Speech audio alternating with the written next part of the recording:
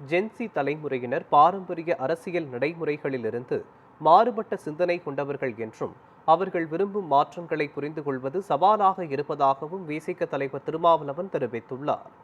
மதுரை ஒத்தக்கடை வேளாண் கல்லூரியில் நடைபெற்ற ஜனநாயகம் கற்போம் 2026 மாணவர் பாராளுமன்ற நிகழ்ச்சியில் விசிக தலைவர் திருமாவளவன் பங்கேற்றார். அப்போது பேசிய அவர், ஜென்சி தலைமுறையினரின் சிந்தனை போக்கை புரிந்து கொள்வது எளிதல்ல என்றும், தலைவர் அல்லது அமைப்பு இல்லாமலேயே சமூக வலைதளங்கள் மூலம் லட்சக்கணக்கான இளைஞர்கள் தன்னெழுச்சியாக ஒன்று கூடுவதாகவும் தெரிவித்தார்.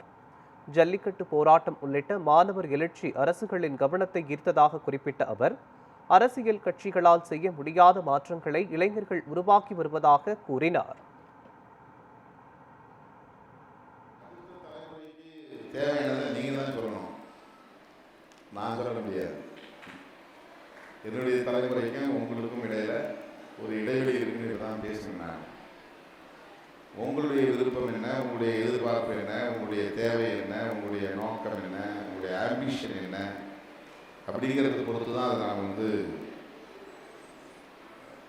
உள்வாங்கி கொள்ள முடியும், அதை பற்றி விவாதிக்க முடியும். நமக்கு ட்ரெடிஷ்னலாக அரசியல் இயக்கங்களை உருவாக்குவது, அதன் மூலம் அரசியல் விழிப்புணர்வை உருவாக்குவது, மக்களை அரசியல்படுத்துவது, அமைப்பாக்குவது, இதுதான் இன்றைக்கு நடைமுறையில் இருக்கிற ஒன்று. இளம் தலைமுறையினர் வளர்ந்து வரக்கூடிய புதிய தலைமுறையினர் அடுத்த தலைமுறையே ஜென் ஆல்பா அப்படின்றாங்க.